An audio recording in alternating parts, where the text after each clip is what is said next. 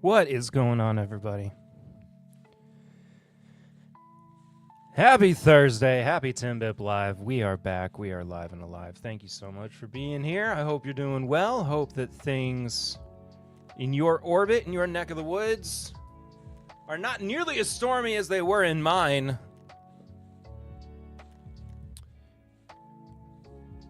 Last night. Because holy moly, were they stormy. It was crazy. It's good to see you. I'm Perry. I'm the host of This Is My Bourbon Podcast, and also the host of 10-Bip Live. If this is your first time, thank you for being here. If you're watching on the replay, hit the like button. Subscribe if you haven't done so already. And if you're watching on Twitch and you haven't hit the follow button, please do so. We are still on the road to affiliate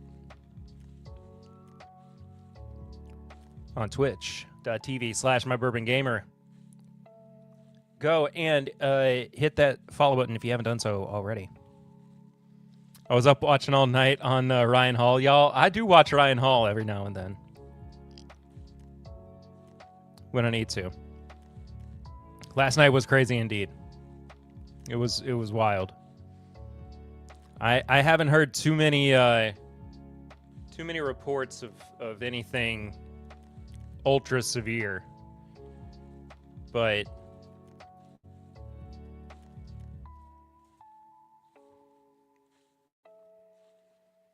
let's see if of course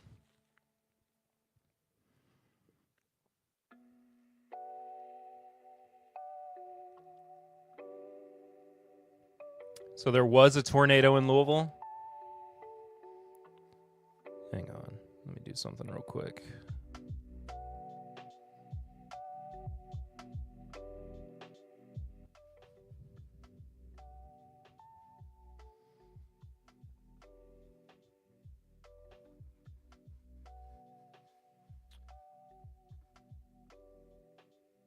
Jeffersontown. There was the possibility for a tornado. Sorry, we'll get to bourbon stuff in a second. I wanted to touch on this too. EF2 tornado confirmed in McCracken County. Yes, we do have a county in Kentucky called McCracken.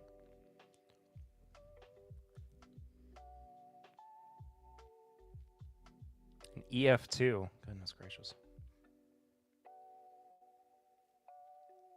Yeah, it's been crazy. Brian Bikey, Abandoned Bourbon, glad to see you here. Hope you had a mostly safe evening. Hope all you and your loved ones are safe and doing all right. But it is good to see you. And yeah, we were up until about 4 a.m. Not safe from good whiskey in your beautiful face. Oh, Brian.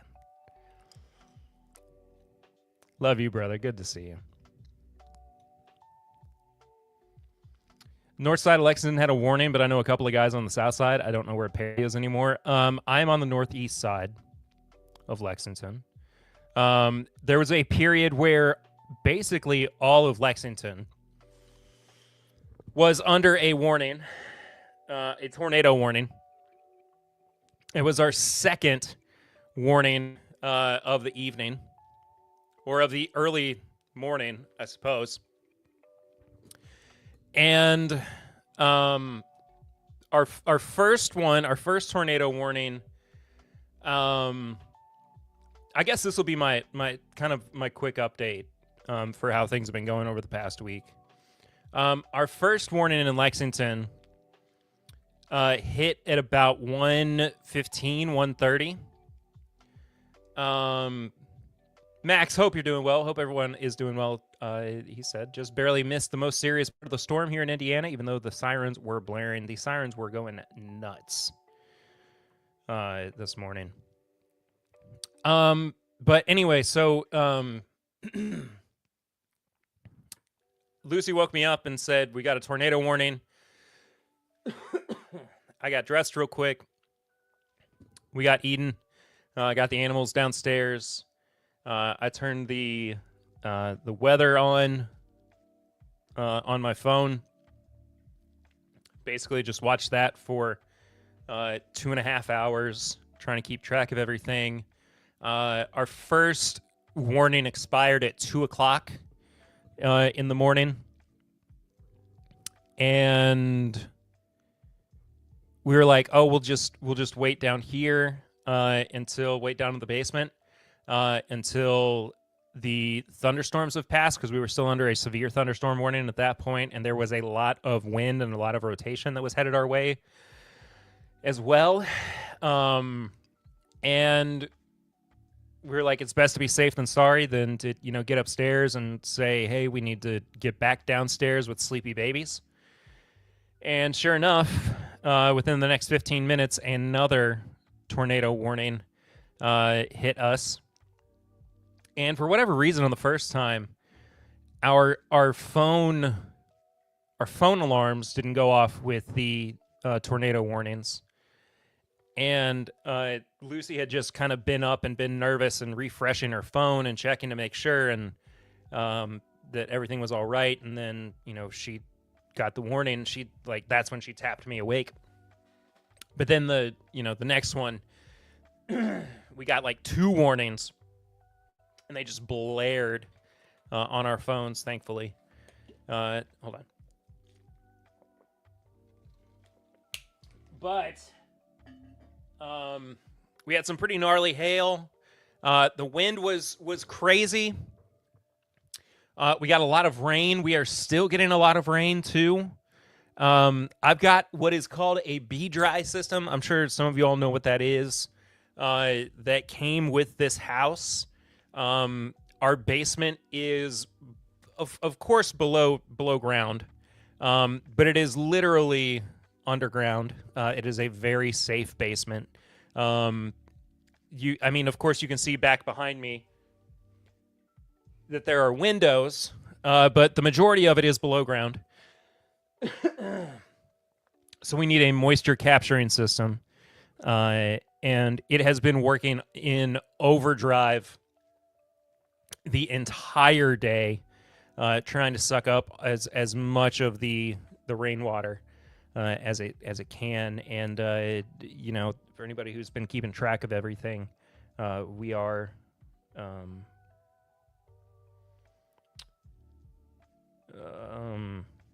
for anybody who's been keeping track of everything, sorry, I got a message that I needed to read real quick. That we are on track for more severe weather over the next few days, tonight included, too. So everybody stay safe who is in the southeast area, up into the kind of Midwest, Mideast. Do you have a dehumidifier down there, too? Really helps. I'm sure we have one built in as well. I don't know for sure personally, but I want to say I'm 90% sure that it's built. It's down here somewhere. But all that being said, it's not felt muggy or anything. It's been very comfortable. But yeah, we're good. Everything's good. I'm operating on a very soft 4 hours of sleep. Eden slept in bed with us the rest of the night. She was a little terrified. So it took her a long time to go to sleep. And then once she did, she was loud and kicked around. And she's not the most sound of sleepers. She was sleeping in between me and Lucy. And so I'm very tired. I also worked out today. And so I'm just, I'm kind of beat. So there was a moment where I was like, I don't even know if I'm going to stream tonight. And then I decided it's better to get a stream in than to not, much like better to get a workout in than not. So I am happy to see you all. I'm happy that last night did not go worse than it did. There was also rotation that was very close to subtle flex, sure. There was also the rotation that was very close to my neighborhood. So it was there was a potential for it to go a lot worse than it did. And I'm very fortunate, and I'm very happy that we didn't get in a much worse situation than anything. Yeah, I'm just very happy to be here with you all at the moment. So I'm just tired, as I'm wont to say during content. But I appreciate y'all being here. Thank you so much. Yeah, I want to pour something. Kyle Whippert, whose birthday is today or was yesterday? Was yesterday, right? Because you commented on the episode yesterday, and I meant to say happy birthday, and I forgot. But happy late birthday, Kyle. Sleep was a suggestion last night for sure. It absolutely was. If you message me your address, I will keep you aware of all things severe weather, dude. I between Lucy and me, we were on top of it last night for sure. Also, I was just talking about it. The B dry system is in my office. Like, it's right next to my desk. And it just went off again. Like, it is 7:19 on the East Coast. It has been, I'm not joking, this is how much rain we have had just today. It has been running almost every 20 minutes. Almost every 20 minutes. Since I've been down here for work at 8 o'clock this morning. And it just ran again. And it will run multiple times before I'm done streaming tonight. It's crazy. Yeah, dude, of course. I hope it was a good one other than, not sleeping. But regardless. Also, before we get too far, if you haven't listened to this week's episode yet, please do check it out. I think my camera's a little skewed. Did I bump my camera? I think I did.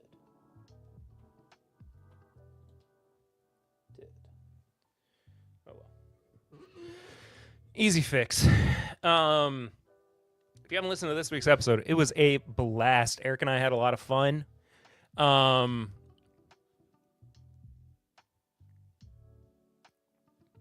Really just anytime that we get to do our best way to drink a whiskey episodes, just a great time.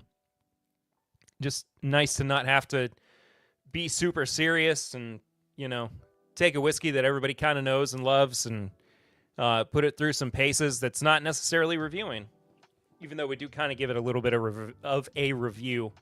So go and check that out.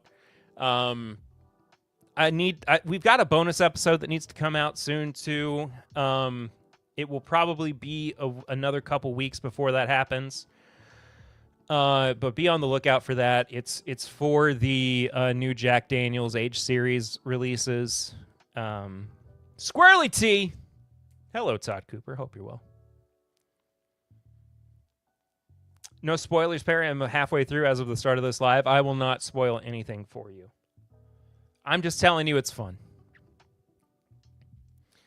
But yeah, please do go check it out if you haven't done so. And once again, if you haven't done so already, hit the like button, subscribe if you haven't done so, and hit that follow button on Twitch, twitch.tv/mybourbongamer. We are on the path to affiliate. We'll be doing some more streams throughout the month, trying to get more people over to the Twitch chat. We're going to be playing some video games. Once the Switch 2 comes out in June, we'll be playing some of that as well, getting some streams in, playing that new Donkey Kong once it comes out, so stay tuned for that. Going to be a good time. But anyway, Barrel Rye ordered last Thursday during the stream, arrived Tuesday, fast turnaround on that. Brett, have you opened it yet? And also good to see you. Hope you're well.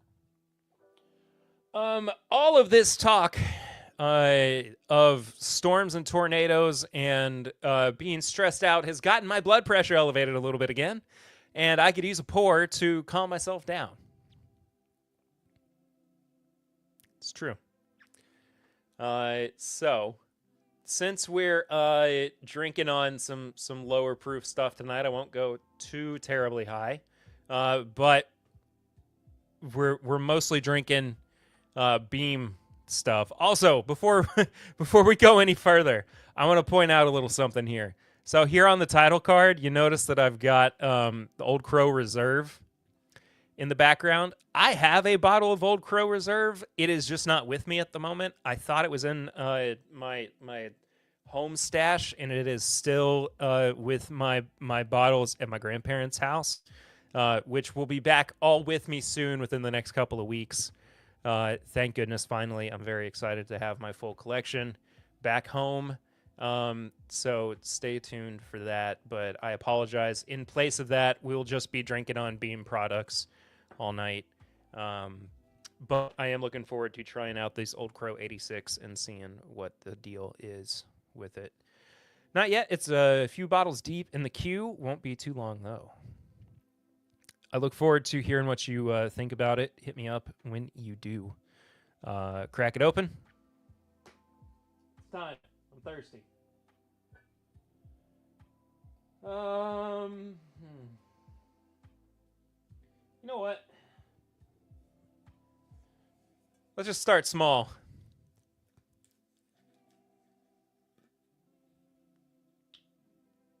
And now, speaking of the pod, here comes a rant. You say the biggest complaint about the pod is the chewing on mic, then proceed to do 15 minutes of chewing chips and Oreos on mic. Yeah, I try to be better about that. I'm sorry. I'm sorry. I think about it every time we do that. Trying to be better about it. Starting off real low proof. Standard old Jim Beam. 80 proof bourbon. Nothing fancy at all.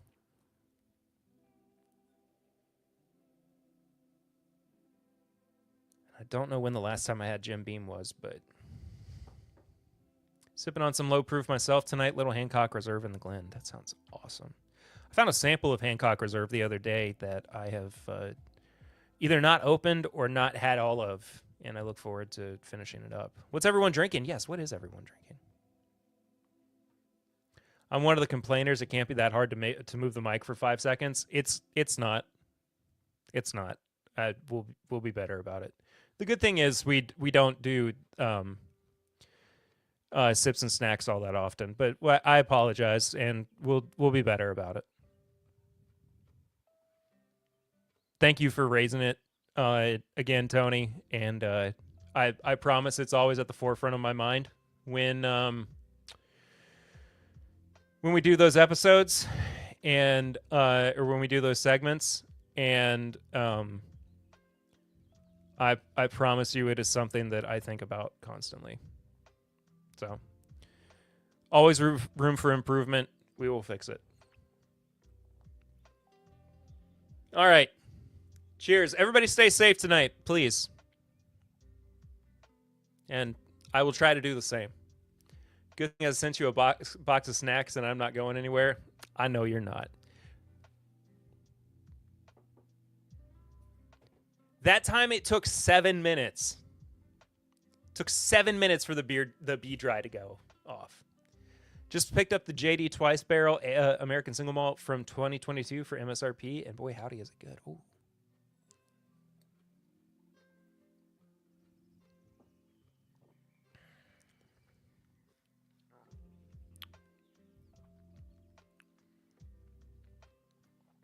$80 proof Jim Beam. That's something. Not exactly what I was looking for, but we'll get through it together, I guess. All right. I love to hear Yins eat some ramen. I would love to hear Yins eat some ramen during a podcast. We need to do that. Just slurp it up. Oh, by the way. If If you want to support the stream while we are live, you can do so by heading to the Stream Elements link in the Tony at the pinned at the top of your chat, or in the link in the description. Eat it raw like a cracker. That's hilarious. That's a great idea. Extra slurpage.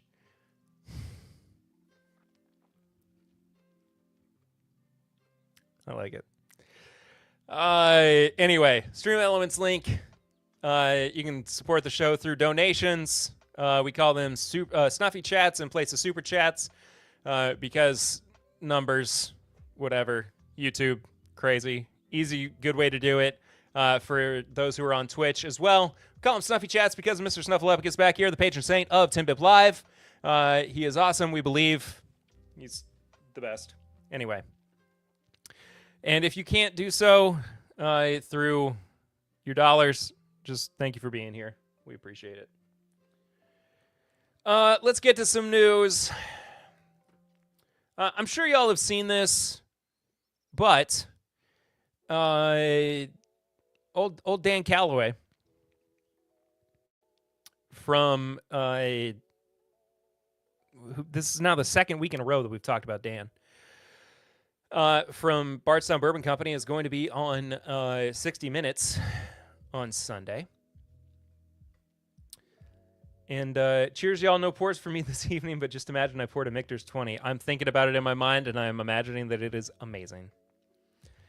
This Sunday, America's most prestigious weekly news program, 60 Minutes, will turn its spotlight on Kentucky's bourbon industry following the remarkable journey of a bourbon barrel from creation to its final purpose. What a good time for them to focus on Bardstown Bourbon Company as well, having just won World Whiskies Award for Innovators a couple weeks ago.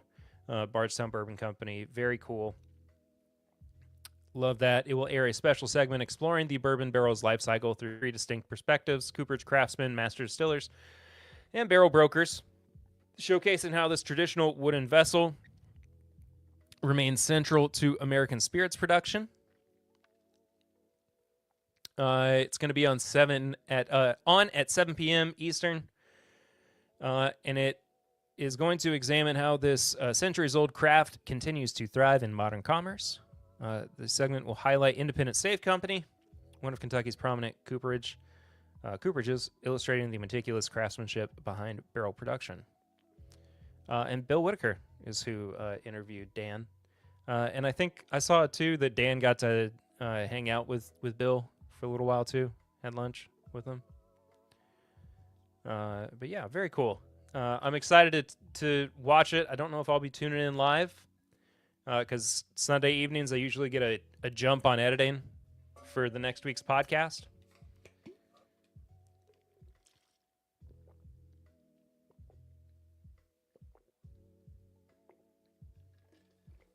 But that being said, though, I look forward to checking it out. Did y'all see the Garrett County Distilling Company news? Yes, I did. And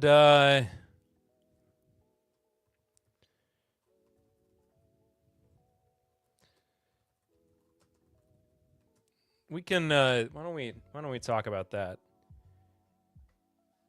here next?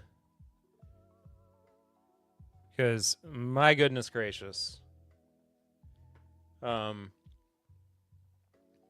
What an unfortunate time for this to happen. Sugar Kitty, what's up? Slanchamar.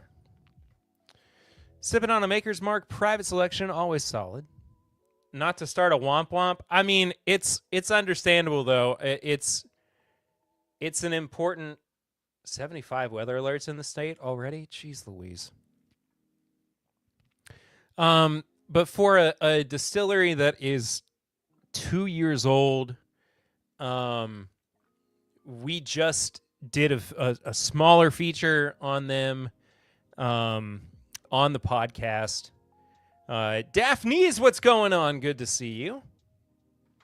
Hope you are well. It's been a minute. Scotch night. Oh. What scotch are you drinking? But it's so I'll give you all a little inside baseball too, which we don't. It's very uncommon for me to talk about this, but we had been planning on, and I'm kind of glad that this didn't come to fruition, because I feel like it would have been unfortunate timing for us to talk about them in the capacity that I wanted to at the time. But we had been in discussions to go and visit Garrett County Distilling and do a feature on them at their facility. Talk about their innovations in, distilling, talk about what they were doing practice-wise at their facilities, and to give some insight into, just who they were beyond the All Nations brand. And it's just kind of, to me, I thought this was a gaming stream. Don Nishida, hello, over on Twitch. Thanks for watching on Twitch, Don. We got to get those chat numbers up on the Twitch and the viewing numbers. But thank you for being there. Good to see you, brother. Hope you're well. More game streams in the future, especially when the Switch 2 comes out. Hopefully. But it just kind of felt like, can I get rid of this ad? I want to get rid of it. No, I didn't want to open the ad. There we go. No. I don't want to report it. I just want to get rid of it. Doesn't matter. Anyway. It just felt like it now is not a good time to Don Nishida, he never wins anything. He doesn't. He never wins anything. To do much of a feature on them, as things are kind of falling apart at the seams. So let's just talk about what's going on with them in general. Garrett County Distilling Company in Lancaster, which has garnered attention as the largest all-new independent distillery in Kentucky, has halted production and furloughed its workers for at least 2 weeks, according to Lancaster's mayor. At least 2 weeks. Records at the Garrett County clerk's office show 2 mechanical liens that have been filed against the distillery's owner, GBRE LLC of Lexington, Kentucky. GBRE is also associated with Southern Soul Spirits, Southern Soul Distillery, All Nations Distillery, and Garrett County Distilling Company, according to the lien. A claims company, Dawson Horkey claims that GBRE owes them over $2 million plus interest for labor, materials, and work provided for construction on the distillery. So this, for anybody who looks at this, your immediate reaction, of course, is, Chris, what's going on, buddy? Hope you're well. Hope you and Lil are doing fantastic. I miss you guys. Gonna miss seeing you guys this year. First of all, the sticker shock of basically $2.2 million being owed to Dawson Horkey, whoever that is. I guess it's an investment company in Danville. Your immediate reaction is going to be, wow, that's a lot of money. The basic problem, though, there's no bourbon glut down here. That's fair. The more the deeper you dig with it, though, the more you actually really think about it, is that what is probably going on is Dawson Horkey invested at least $2 million, or maybe it was $1.5 million, whatever, or maybe it was this. Exactly $2,178,483.33 to Garrett County Distilling And now they also owe interest and for labor and materials and yada yada yada. But the point is that this is not an uncommon practice for a distillery to look for investors and have a company come and try to collect. The problem though is that when you have a new brand like this that is not meeting what they expect to be what they expect to be a very quick return on investment, because we are coming off of what is ostensibly a very large bourbon boom over the past few years that we saw during COVID and into 2023, 2024, as spending tapered off into 2025. What we are seeing is a lot of smaller brands that were supposed to have a lot of success not being able to return the investment back to the companies that lent them the money in the first place. So while unfortunate, while this does look bad on its face, and it does suck. I mean, it does just, like, that's inarguable. Like, it does suck. The fact of the matter is, like, this is not an uncommon thing for them to have asked for this money. And then when business didn't go the way that they anticipated, things just kind of fell apart for them. A second lien was filed by Steel Services of Kentucky, Inc., indicating that GBRE owes them almost $160,000 for labor and materials on the distillery. Additionally, according to tax records, they have yet to pay their 2024 property taxes, amounting to almost $256,000. They have until April 15th to settle the tax bill. Attempts to reach GBRE for comment were unsuccessful. Yada yada yada. So again, like, I don't mean to be like callous about what's happening with Garrett County. But I also think that a lot of people's immediate reaction is, oh my God, I can't believe that this is happening to another distillery. This has got to be the result of the tariffs that just got put into place. But the tariffs literally just happened yesterday. Like, today is April 3rd. This got posted. Look at this, okay? 7 p.m. on April 2nd, 2025, and was last updated at 3:14 p.m. today, April 3rd. To make the association with laborers being furloughed,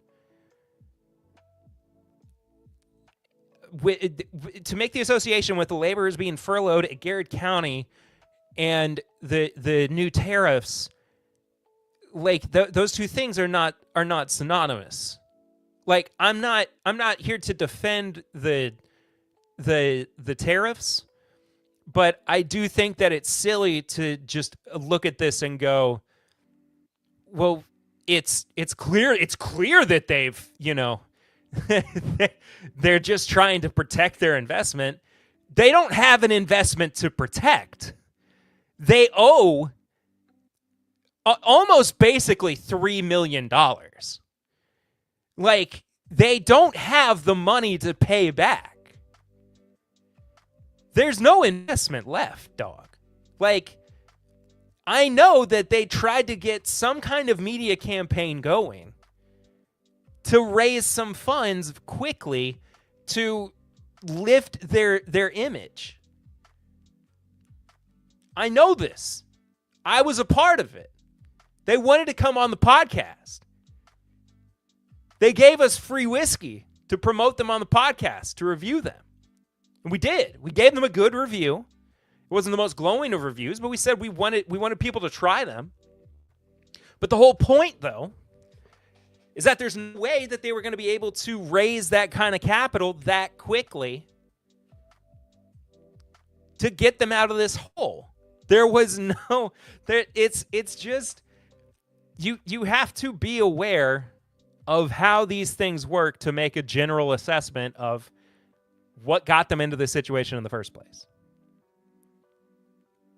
And it's just not the tariffs. I mean, that is the first thing I want to say about that. Well, not the first thing, but you know what I mean. The whole point is I hate that this happened. I genuinely do.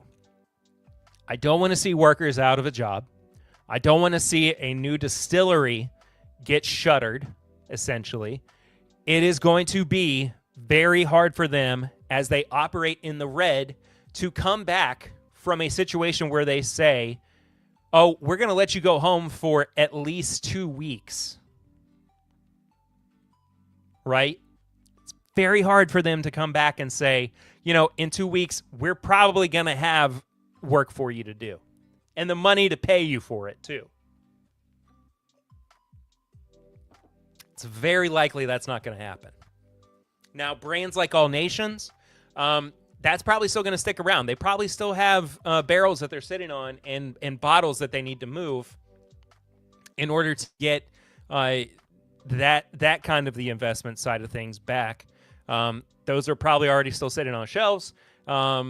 There's probably some single barrels and purchases that have already been made that will more than likely be moved to clients. But as far as bringing workers back, it's very unlikely that that's going to happen. So all in all, this sucks. It's a very, very unfortunate situation. We'll come back to this in a little bit as well. Unless the workers are friends and family, I can see them bailing and getting work elsewhere. 100%. They're done for, probably going to sell all their assets in the next 1 to 6 months. 100%. Absolutely. Also, Jeffrey Wax in the chat. Hello again, whiskey friends. It's definitely just Garrett County Distilling Company being bad at business is 100% right. I'm about to organize with a friend down here importing commercial quantities of several brands. Goodness gracious. Dang, my friend already brings in Redwood Empire and Foregate to Oz. Holy moly. So yeah, that's the doom and gloom part of the broadcast today. We'll move on to some other information. Michter's is putting out this year's edition of their 10-year bourbon. I think it was it last week that we looked at the new Booker's article that Men's Journal put out. And I think this is now a new part of Timbip Live. If there's the possibility for us to look at Men's Journal's reporting on a new bourbon release, I think we're going to try to, at least one, because it's some crazy stuff, man. It's some crazy stuff. The hype that they try to pump for new releases, it's something. Michter's releases fan favorite bourbon for a limited time. Previous editions are now worth thousands. Buy this at a reasonable price while you can.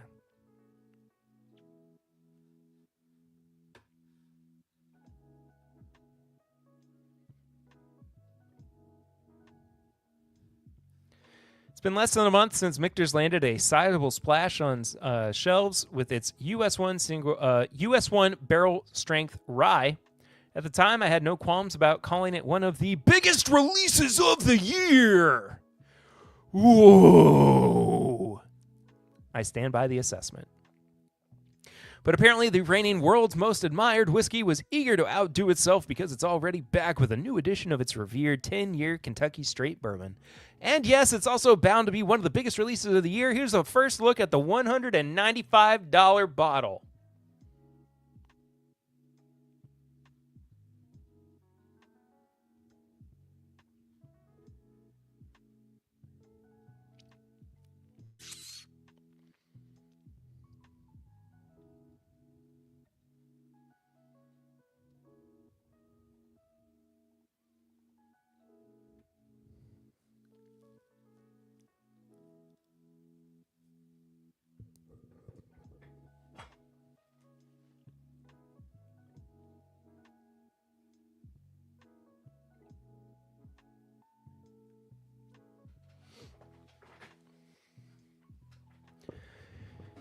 Men's Journal.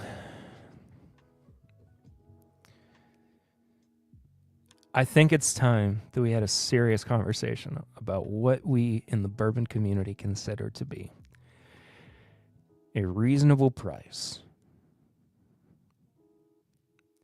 and hyping up these limited releases. $195 for a 10-year-old 94.4 proof bourbon. Being called a reasonable price. Buy it while you can. Hype machines.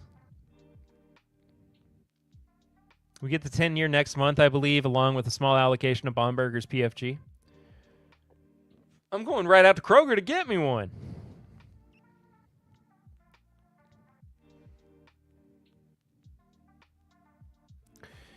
Like the one that came before, it brims with over-ripened berry fruit and a generous nose upon first sip. Dark notes of cacao and spiced plum shine through, dancing atop the palate with creamy bravado. The finish is where the juice really gets theatrical. However, a full tannic flourish of cedar and tobacco arrives to balance out sweeter threads of citrus and cinnamon, typical to the category.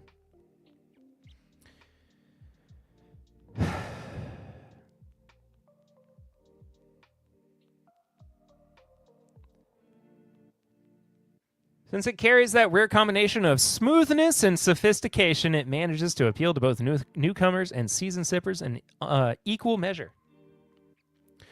Unlike some of the other wax-dipped top-shelf specialties from Michter's, the 10-year is one that doesn't tend to go bonkers on the secondary market, at least not overnight. A 2016 bottling of the 10-year-old is now selling for over $2,600. What do you mean? Dude, why are you promoting this? Why are you Men's Journal? This is irresponsible.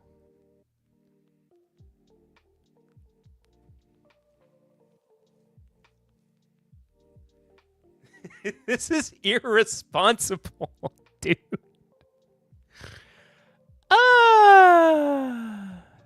Ridiculous. I guess it's time to sell my older Michter's 10 bourbon bottles. I'll discount it to $800. Dawn, what a saint. You could probably, look, if you want to make a little bit of profit, you could probably, hit it for $2,400, $2,500. Apparently it's,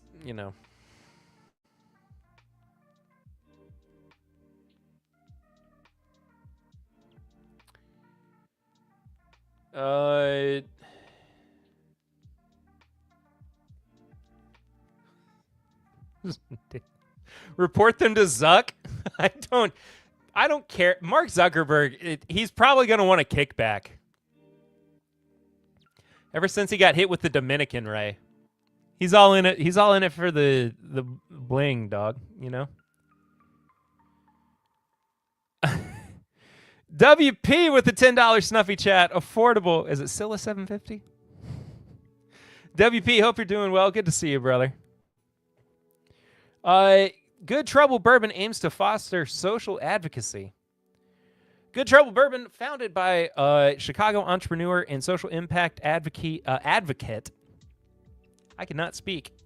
D.M. Robinson seeks to blend whiskey with social advocacy. Good Trouble Bourbon is more than a drink. It's an experience designed to spark dialogue, connection, and change, Robinson said in a news release. We set out to create a great tasting bourbon that not only meets the highest standards of quality, but is also a catalyst for meaning conversations and positive change. Every sip is a reminder that small actions can drive significant impact.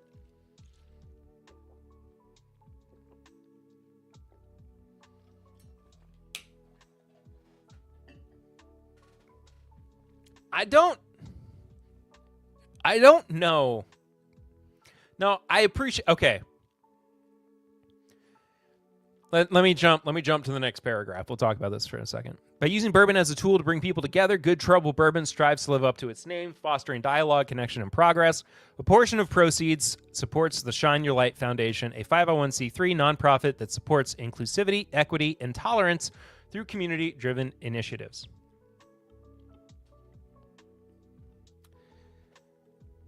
Y'all are still talking about the Michters. Sorry.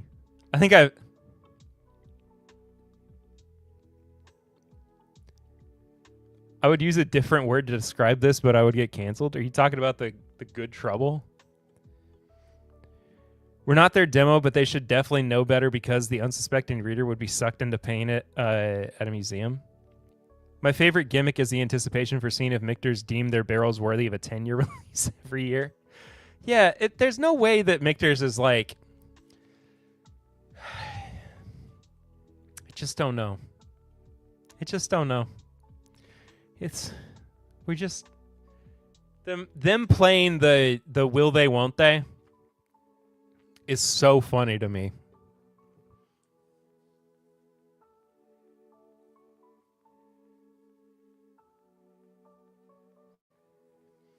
"2022 just wasn't good enough, eh?" I was definitely talking about Men's Health. Oh, gotcha. So the good Trouble bottle.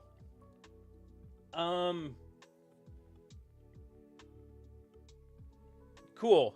Raise money for these inclusive, like I'm all for inclusivity initiatives. Like, I think it's awesome. I think that this is a very cool thing. I don't know. I think there's always that feeling of like, sometimes you like drink a little too much bourbon and then you start talking about your politics and it's like, maybe everybody's going to agree with me when I start talking about them. And then you start to realize, oh, these are not everybody thinks the way I do. You're like, I can't put that genie back in that bottle. You just got to move on. I don't know. It's a weird place for it, but not the worst thing in the world. I appreciate it. But at the same time, looks like the easiest bourbon to pass on the shelf. It's so aggressively fine. There's nothing really about it where I'm like, that's my bourbon I'm going to get.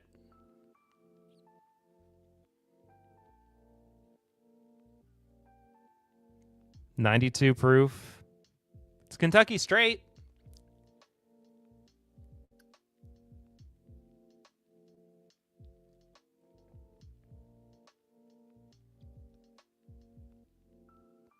Interesting. All right. Well, could be worth checking out sometime. Jack Daniels and their new McLaren Formula One team have unveiled higher octane, the limited edition for 2025. I just wanted to kind of look at this bottle for a second because I don't have a lot to say about it other than it looks really cool. Still 86 proof Jack. This is a cool looking bottle. They're just partnering with,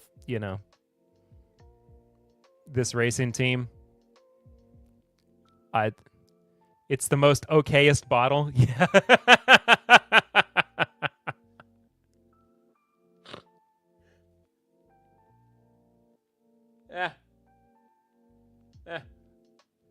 There you go. The PGA is partnering again with Elijah Craig. Fancy-ish, yeah. Hello, Emily. Hope you're well. Promote drinking and driving fast cars. Yeah, that's also why I wanted to move on from it.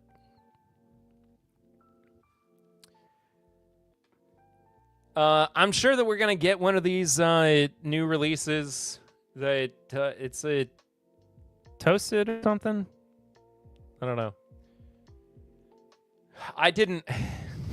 We got the press release, and I was like, cool. It's another 94 proof Elijah Craig. Each bottle is sealed with a gold coin cork. Additionally, the commemorative bottles are crafted from carefully selected barrels from Heaven Hill Distillery's Q and H1 rickhouses, paying homage to the PGA Championship's return to Quail Hollow Club. Yay. I drink and drive a fast car, but never at the same time. Jason Coates, you're a good man. Drinking while watching fast cars is fine. There we go. This one promotes drinking and driving golf balls.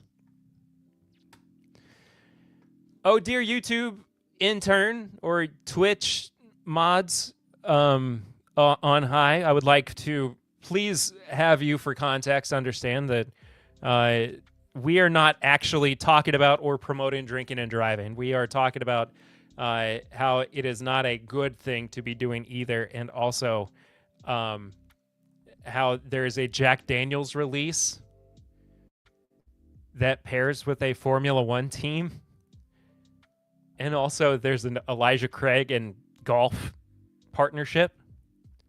Please understand that. Please do not. Please be kind. I do enjoy a morning dram watching F1. There you go. No, Kyle, it's not you. I just know that there's somebody who's like having to, Anyway. Checking in before my brain melts. Emily, I hope your brain does not melt too far or hard or bad. Hang in there. The Last Drop has unveiled their 2025 collection. It's a trio of ultra-aged whiskeys. Inside baseball, speaking of sports, in the past we have gotten these. We have gotten the press releases for The Last Drop, and I have asked for media samples of these, and we have never gotten them before. So, unsurprisingly so. There's 3 releases. Number 37 is a 27-year-old Kentucky Straight Bourbon Whiskey from Buffalo Trace. Number 38 is a 55-year-old single malt Scotch from Tomantal.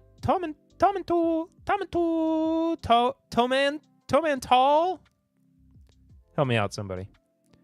Anyone want to pitch in for one of these? Yeah, we'll do a community bottle where everybody gets one eyedropper. How do you say this? Tomantul? I'll be okay. I have coffee and y'all. Hey, M, it is good to have you here. Tomantul? I said it right the first time. And a 22-year-old Japanese blended malt whiskey. So the bourbon from Buffalo Trace, it comes from 3 barrels, 95, 96, and 97. The bead dry system is running again. That makes at least like 7 times that it's run since I've been down here. Since I've been streaming down here. I am older than this whiskey, which is crazy.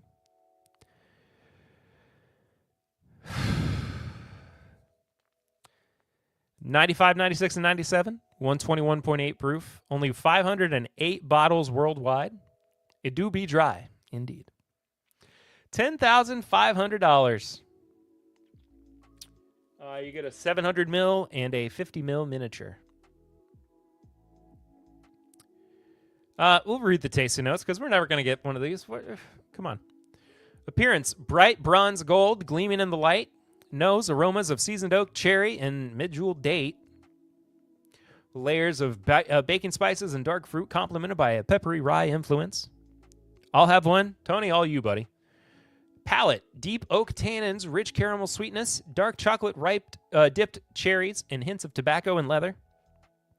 And the finish is long, warming, and complex with dried fruit, caramel, and tingling oak spice. This bourbon is a once-in-a-lifetime release showcasing the perfect balance of age and vibrancy. Release number 38, The Last Drop 55-year-old single malt Scotch from Tomantul.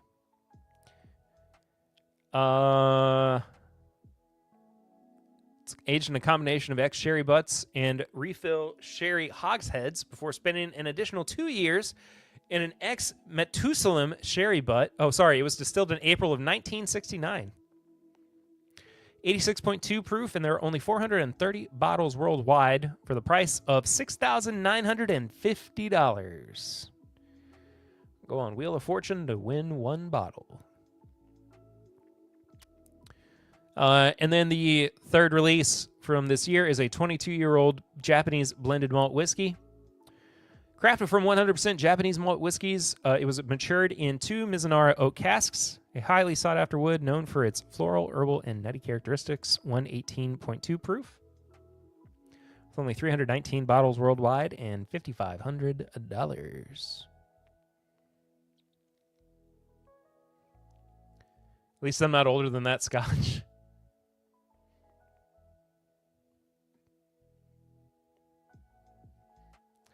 The BT is only $4.20 an ounce. Drop in the bucket. Oh, yeah, for sure. Yeah.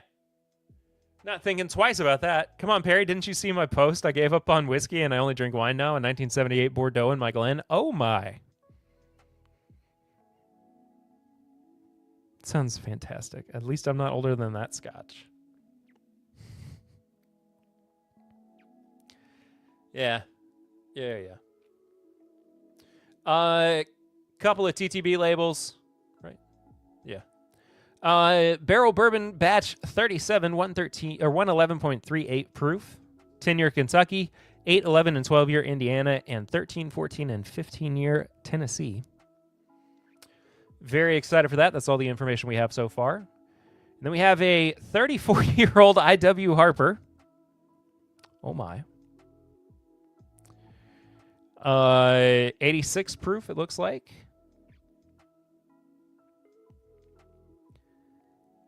And it's Kentucky bourbon. That's what we got. And then the big news of the week, of course, which pairs with our little discussion on the bourbon glut. The Wild Turkey 101 8-year-old bourbon that is launching in the U.S. for the first time in how many years? I know I read it earlier. It's like 20-something years. Cast strength 43% on an IW Harper.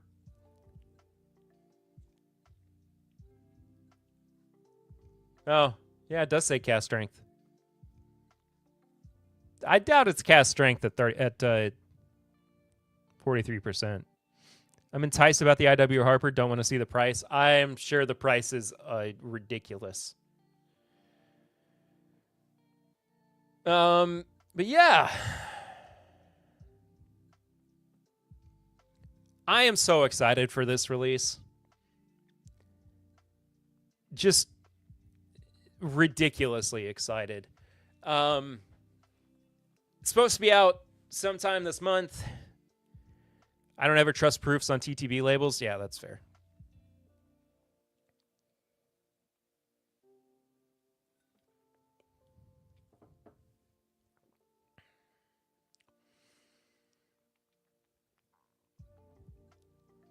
It's a permanent offering.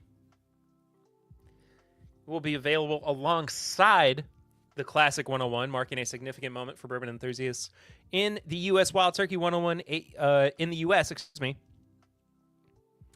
Wild Turkey 101 8-year-old has been a hit in international markets for years, building a strong following among collectors and bourbon lovers worldwide. Still their classic mash bill, 75 corn, 13 rye, and 12% malted barley. At least 8 years old, 101 proof, $45 a bottle. Excellent price. Let's hope that's where it stays. Now, out in some markets, but not Kentucky yet. Arsenic Culture, what's going on? I love you guys. I'm so jealous that you guys got to go to the preview for it. I guess my invite got lost in the mail. No, I'm just kidding. I'm very jealous. But it looked amazing. It looked incredible.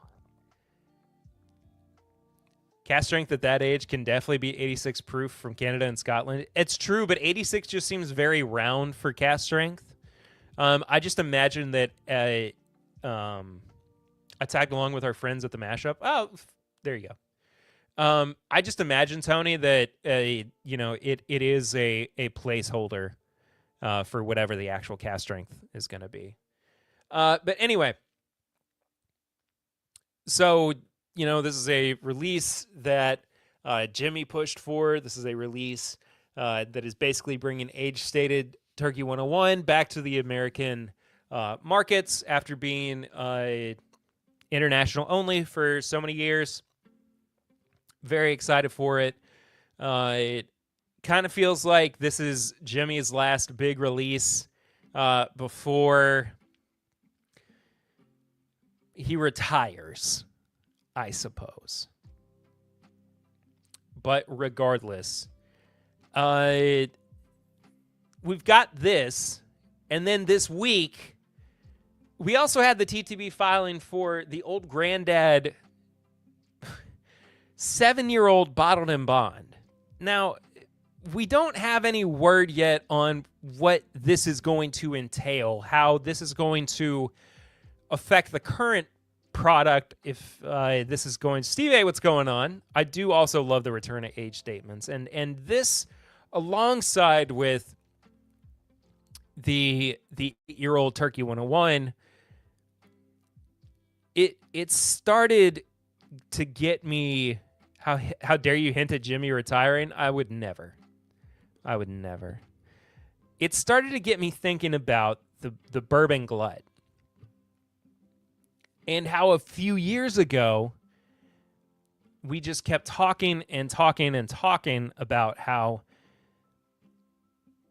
there was not enough bourbon to go around, and distilleries, were just having to ramp up production to meet demand, or they would keep running into the same problems that they were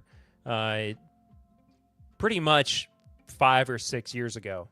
And now some of those chickens are kind of coming home to roost, especially as we are seeing these, age-stated 8- and 7-year-old products.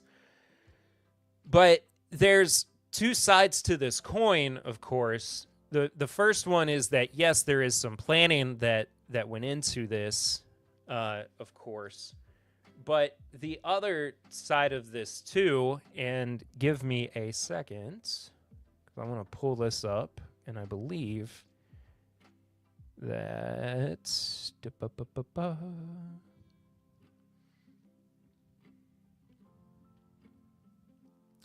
Where'd you go? Here you are.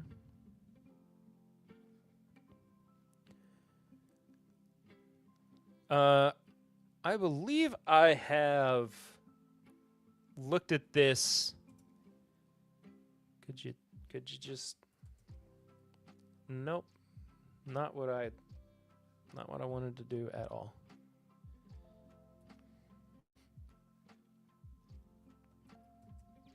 There we go.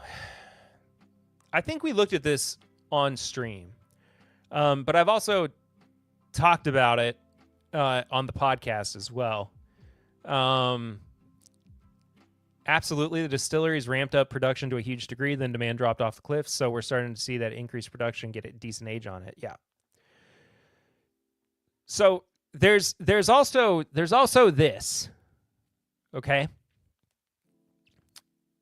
So all the blends are going to get a little better with a little older stuff plus some decent ages. Oh, yeah, for sure. There's also this. And I think that we have to pay attention.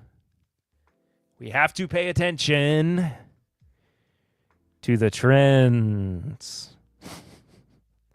And I have been thinking about this chart way too much.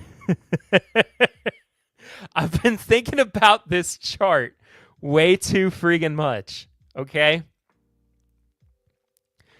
So this is the sales chart that came out a few weeks back that finally gave us a look at how much money was spent, not just during the pandemic, but how much money was anticipated to have been spent between 2015 and 2025 on alcohol. So you can see that in 2015, it was roughly about $5 billion. And it was projected in 2025 to hit just above $6 billion. So probably about 6.2 billion annually. So, of course, in March of 2020, the pandemic hit America. This is just American spending, by the way, too. This is not for any other market. This is just American spending. We spent so much more money that we decimated the projection by $1 billion. And we continued to decimate that spending by $1 billion for the next year. And then once we hit 2024, our spending leveled back out to match the projection line. Okay? So, for whatever reason, our spending got back on track. I want to point this out again. Our spending got back on track after our pandemic spending ended. So even if we are in a bourbon glut, even if we do have this surplus of barrels, we're really kind of in a position to show producers that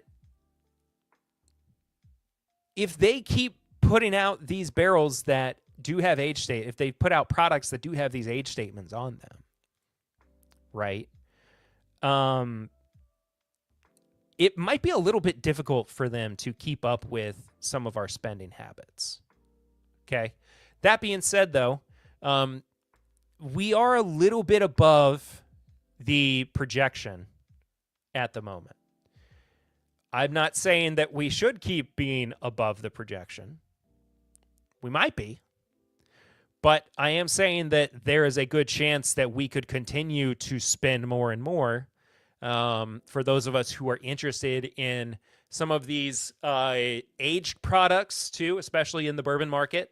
But all of that being said, though, this is not necessarily a trend that shows, bourbon consumers. This is alcohol sales across the board, right? So all of that being said, though, the short answer is, are we in a bourbon glut? I think it's pretty obvious that the answer is yes.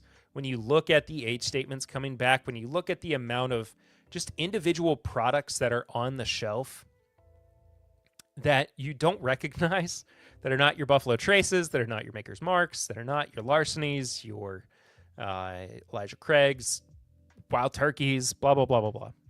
But it is interesting to me when you look at how much we are spending at the moment, how much we were predicted to spend at this point in time, whether or not producers can keep up with it, right? Especially when we are seeing distilleries, like we talked about earlier with Garrett County, when we see distilleries not being able to meet their investment, their investors, and be able to provide them with the capital that they needed to initially. It would be interesting to compare the dollar spent versus volume. The amount we are spending today gets us less volume than 5 years ago, for sure. Is this a glut or just a return to healthy stock levels following a boom that stressed aging stock to the point we lost all the age statements on everything? It's Is this a glut or just a return to healthy stock levels following a boom that stressed aging stocks to the point we lost all the age statements on everything? I think you raise a good point, Jason, especially when we consider that we're getting an 8-year 101 that is going to be on shelves alongside, quote unquote, the classic 101. Like, it's not replacing it. It's not, being offered. It's being offered as an alternative, right? My inclination is to argue that, yes, we kind of do. It kind of does feel like we're in a glut, but at the same time, for bourbon consumers, it feels like we're in a buyer's market, That being said, though, with tariffs, I don't know how that's going to look in the next few months. I don't know. I don't know for sure. Is it healthy stock levels, though? It could be. I think we need to see more cases of things like age statements returning.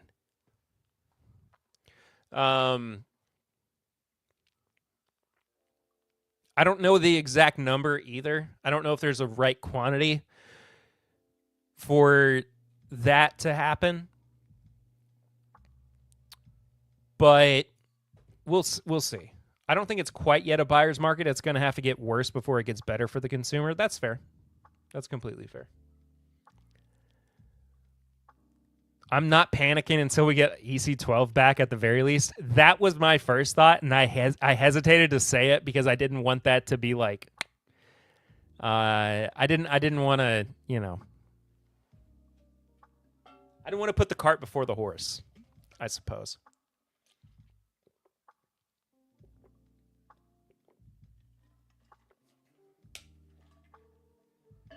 Time will tell, I suppose. Is how we will see. We will approach this question. I think 2020, roughly 2020, is the year that Fred Minnick predicted that we were going to get age-stated products back. Or at least more age-stated products back. And that definitely didn't happen.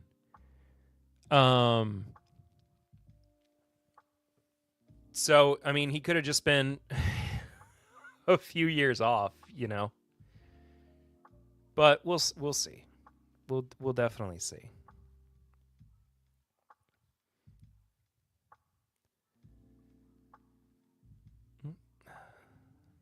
Why are you not working?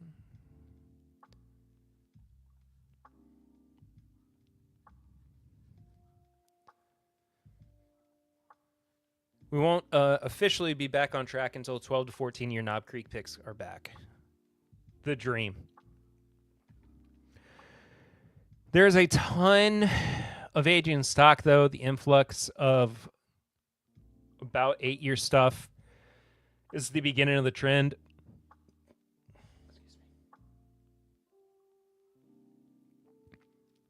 It'll be interesting to watch the next couple of years.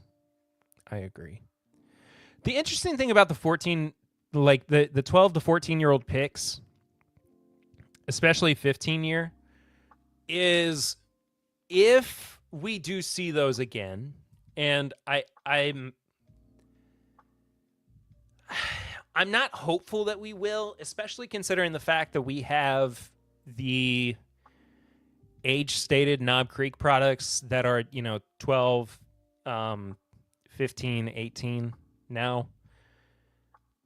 If we do get those back as picks, will they still sit at $55, $60 a bottle? We just have to get rid of these goofy $70 5-year MGP brands. I am completely fine with that. If that happens, I will be a happy man. I will not be upset by that in the slightest.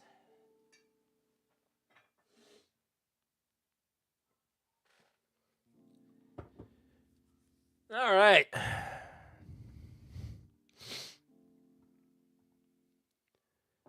Let's have some Old Crow. I'd pay $75 for those KC picks. I mean, I would too. Don't get me wrong. I'm just like, selfishly wanting them to stay at $55, $60. That's my only point.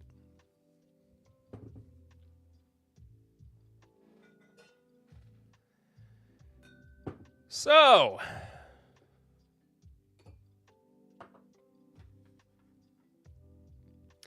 I just happened to see this on a shelf recently. And I thought that's strange because I didn't realize that this was a product that had come out. But Crow 86 is one of the newest products from the Jim Beam Distillery. 3 years old, 86 proof, $14 a bottle. Don't you love the inflation to wage increase cap? It keeps things interesting. Oh yeah.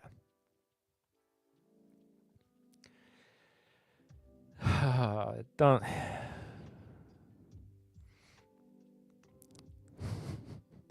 Kyle. Kyle.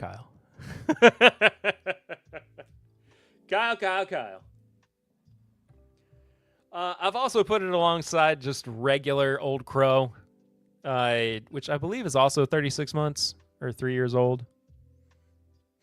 Aged for a full 3 years in new charred white oak barrels at 80 proof. Oh, you and I drinking that whole bottle of Knob Creek Mash Made in Heaven a couple years ago was such a fantastic night. Love to do it again. Yes, please. Todd Cooper, time and place, you name it. Once you move down here. Please. It's been a minute since I've had Old Crow at all. I still haven't opened my one bottle of Mash Made in Heaven. Oh, it's so good. Still one of my favorite Knob Creek picks of all time. In the works. Oh, yes. Don, save it. I wish I had mine still. I really wish I had mine still.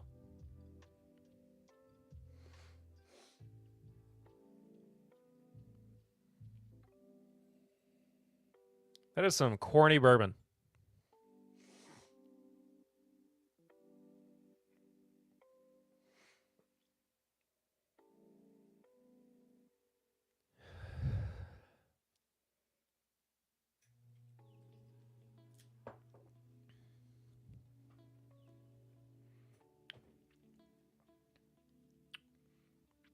Okay. Old Crow 80 proof. That's not something I've particularly missed out on. Or missed in any way, shape, or form. Crow 86, though.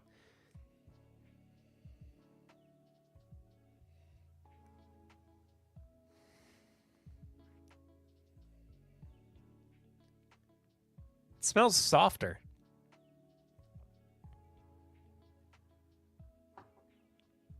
I have 2 Knob Creek local picks that got lost during the pandemic. By the time they bottled it, the bourbon had been in the barrel for over 16 years.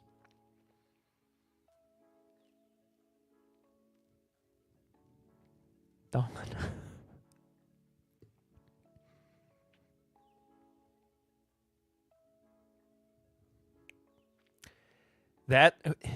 First of all, it's crazy that they just lose barrels. Second of all, 16-year Knob Creek picks? What?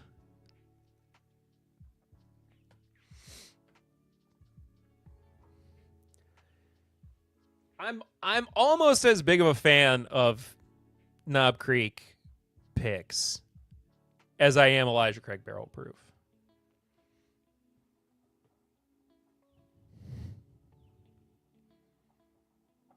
Papa Ritter. They sound like they could be incredible. Is exactly right.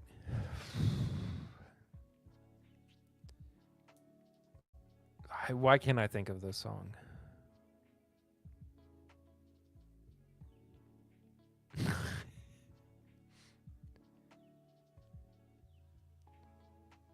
But what? I don't know. I stopped short of saying you were here for some reason. I didn't mean to. Papa Ritter's here though.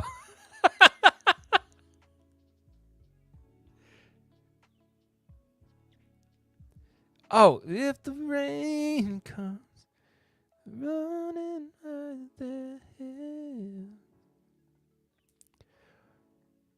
Old Crow was the bourbon offered at a friend's wedding. Had to drink it with ginger ale. Still got drunk AF. It's funny you say that because Lucy and I got married at the estate of the guy that created Old Crow. I'm remembering that correctly, right?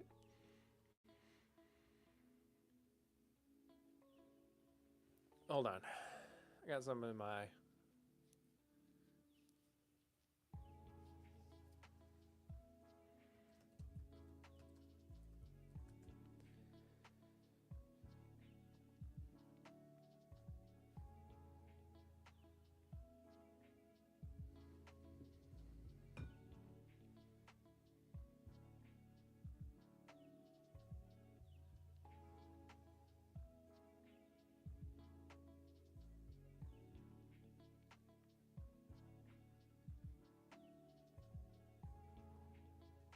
Wait, hang on.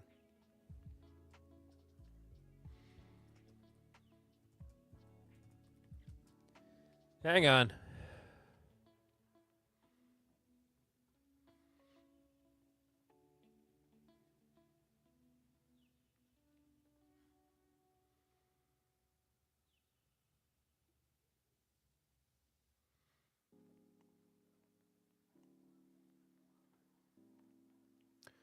Oh, that's what it was. And I, as a sidebar, was pretty hammered at Perry and Lucy's wedding reception. A lot of people. Oops. Why is this? Hang on. Why can't I get away from this? I'm still here. There I am.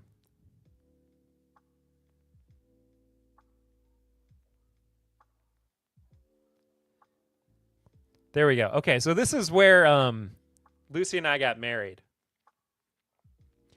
It's a place called Berry Hill Manor, or Mansion, in Frankfort, Kentucky. Built by George Berry, who made his fortune as vice president of W.A. Gaines & Co., makers of Old Crow Kentucky Straight Bourbon Whiskey.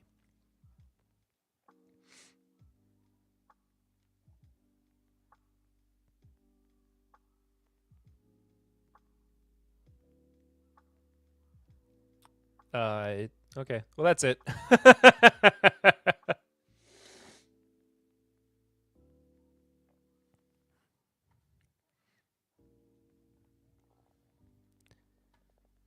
A brand new stream is going to kick off 2 more hours. I could not. I do not have the energy for that. Remember, I'm operating on... Oh, Steve, you weren't here earlier. We had severe weather in Lexington last night, and it's not that anything got so severe that I was like fighting for my life or anything, but I was up until about 4 a.m. And so I'm operating on a very soft 4 hours of sleep at the moment. It's a very cool place, and I had wedding cake by myself.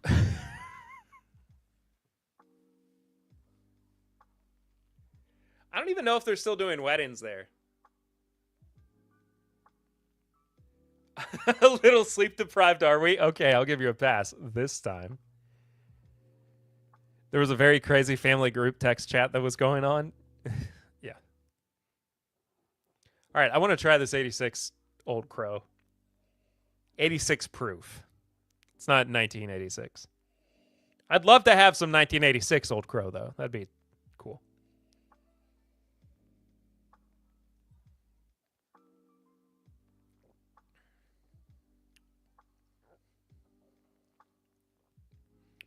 Those 6 proof points do quite a bit in rounding out some of the corniness.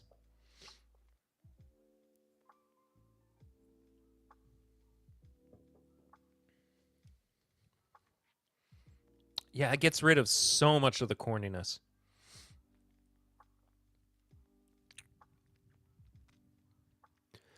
Honestly, Old Crow is not that bad. There are worse bourbons that you could be drinking. But that being said, though, let's try this. Let me try this. Where'd you go, Jim Beam? Being a Jim Beam product. Let's see how it does up against white labeled Jim Beam. Old Crow Reserve is pretty good. Wish I had another bottle. Yeah, I just, like I said, I thought I had mine with me and I don't.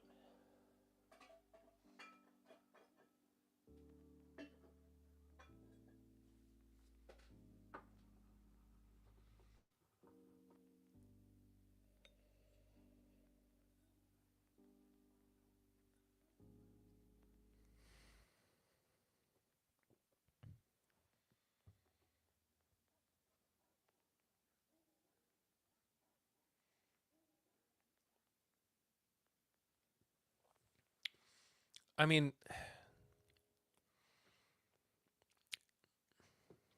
hang on.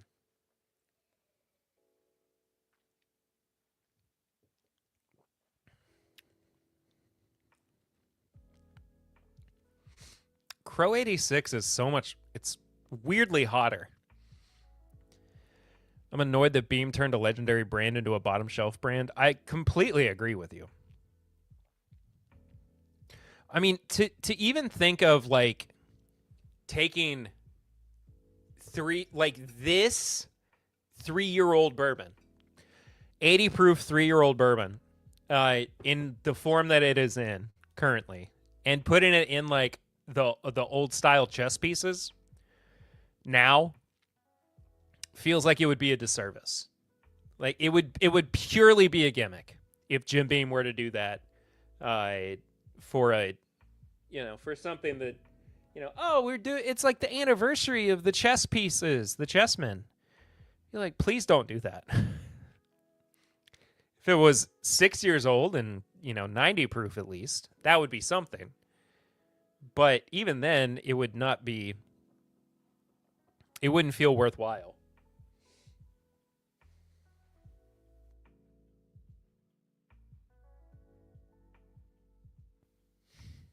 This weather is killing my allergies, by the way.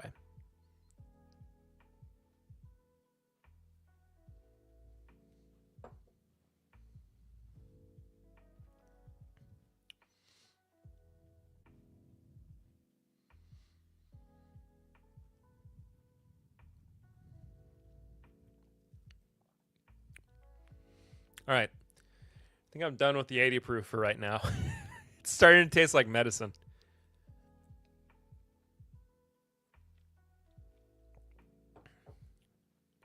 '86 proof is not bad. It's just hot. It's got this weird like cedar flavor to it. My allergies are awful. It's just rough.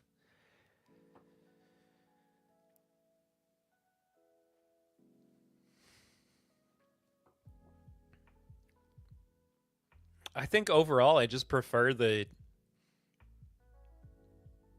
Beam White Label, oddly enough.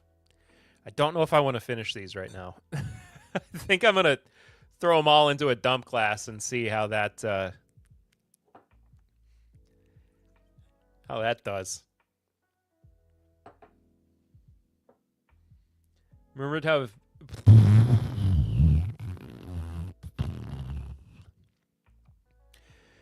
Let me try again. Rumored to have been General. Jeez, I'm falling apart. General U.S. Grant's preferred bourbon. I've heard the same thing.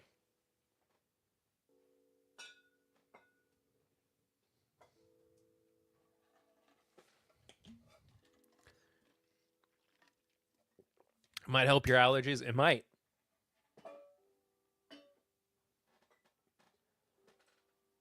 Go with a little higher proof one, though. Speaking of Knob Creek,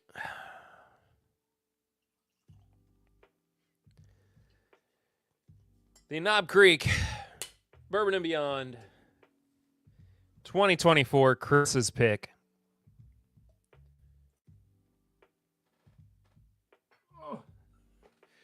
My abs are sore. I have started going back to the gym, and my body is not happy with me for it. I mean, it'll be fine, but my body is frustrated.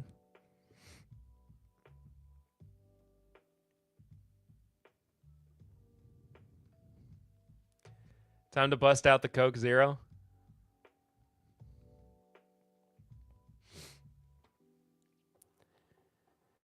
I don't know if I have any Coke Zero.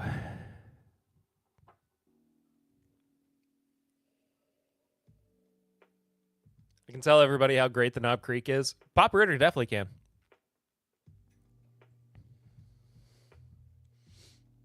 This poor B-Dry unit. Goodness gracious.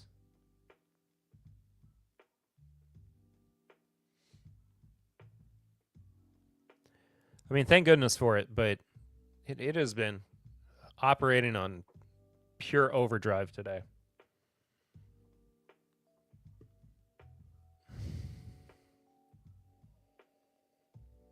Now that's more of what I needed the high proof. I needed something higher proof. I needed something older. Wake me up. Wake me up when the Old Crow part of the stream ends and I can drink my high proof stuff.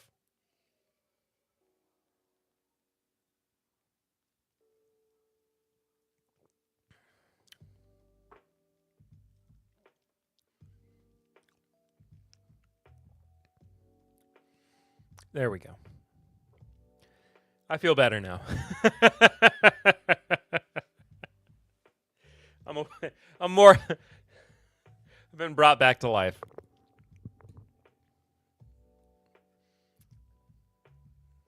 That's nice.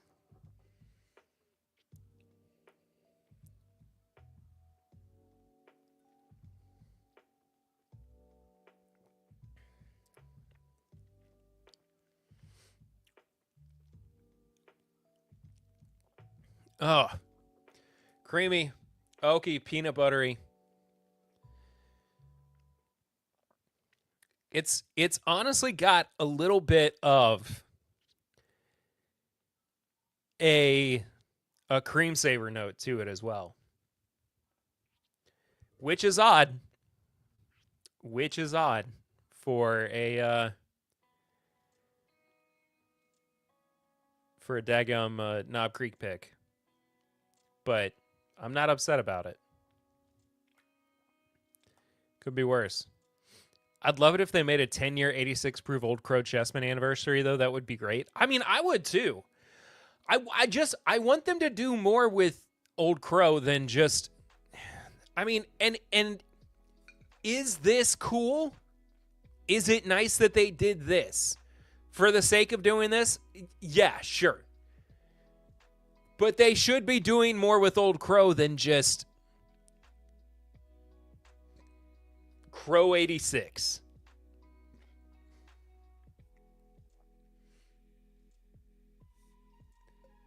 There's so much more.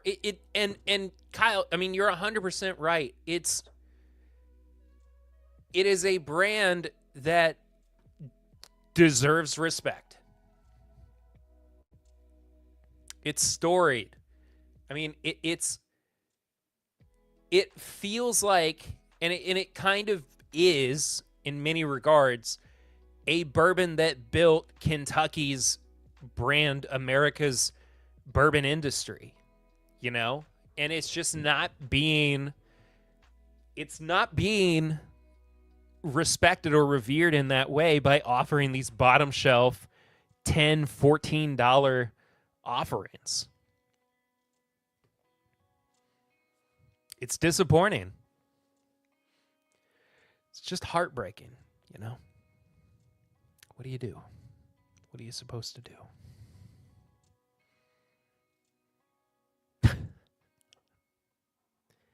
Write letters.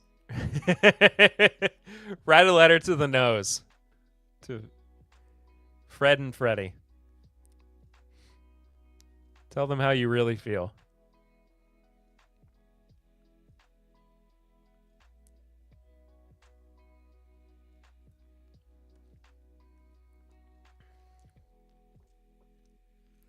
I mean, even if they bumped it up from 3 years to 6 years. Hey, Fred, make the crow special. Okay, thank you. That's the end of my letter. Also, could you please bring the older Knob Creek picks back? That'd be really fun and special. Hey, by the way, what happened to Booker's? Why are you aging some of it in tequila barrels? That's crazy. I'm really confused about everything. Can you help me out? I'm confused, man. I need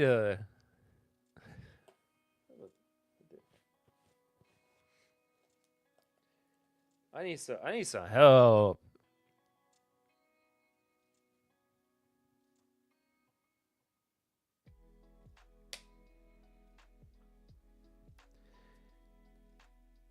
Tequila barrel finishes are literally the worst too.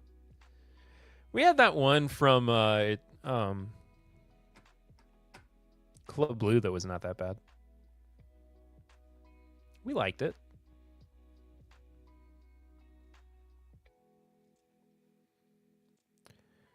Could have been much worse. All right, folks.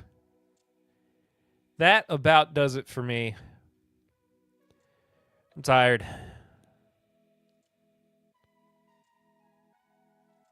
Did Fred retire? I don't think so. Because his name's still on all the Booker's batches. Yeah, his name's on Jimmy's batch. Fred, no. Beam family 7th generation distiller. Master distiller. Oh. I hope y'all had enjoyed this.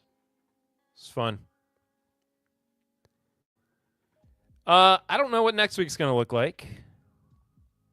But my friend said it was his last batch. They had a big signing event or something. Really? I don't know anything about that. It has been a long day. And hopefully next week will be better. Not so long. We will see, though. Again, I appreciate you all. Been a fun evening. If you want legal distinction, Old Crow respect, try Glens Creek. That is true. That does it. Enjoy your evening. Enjoy your week. Take care. I love you. And that does it. I've been Perry. This has been 10-Bip Live. Love y'all. Bye.